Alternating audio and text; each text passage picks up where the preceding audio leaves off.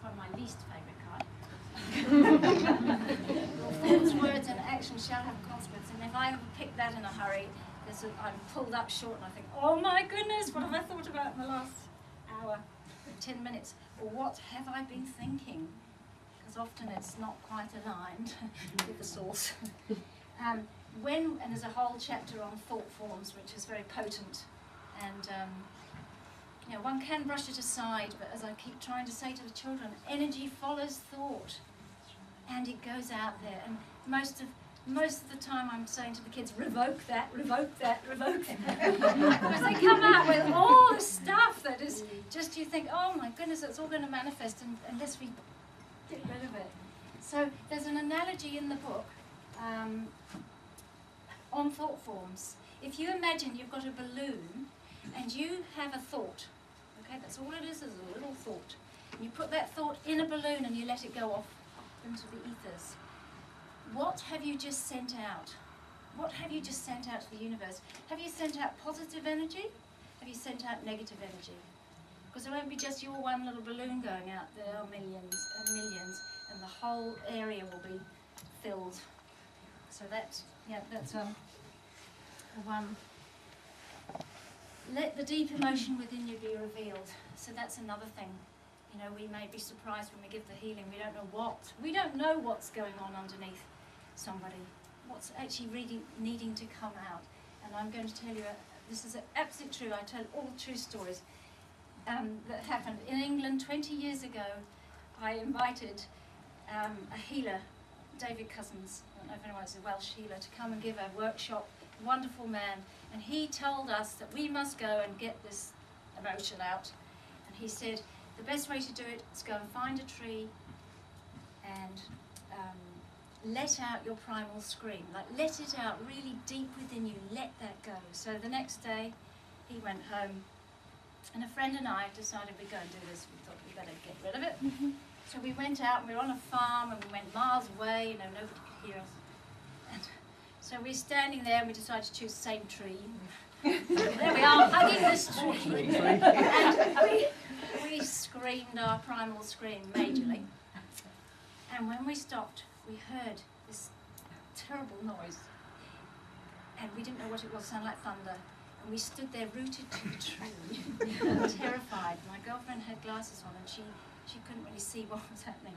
But over the hills and far away, we could see something moving towards us at great speed, and a lot of it. And this thundering kept coming towards us, and we were just hugging this tree. And so we're talking miles and miles away. You could see these little dots in the distance. And as it came closer and closer, we were more and more scared, because what was coming towards us were cows charging. And she thought they were bulls. They were hurtling at great speed because they were terrified.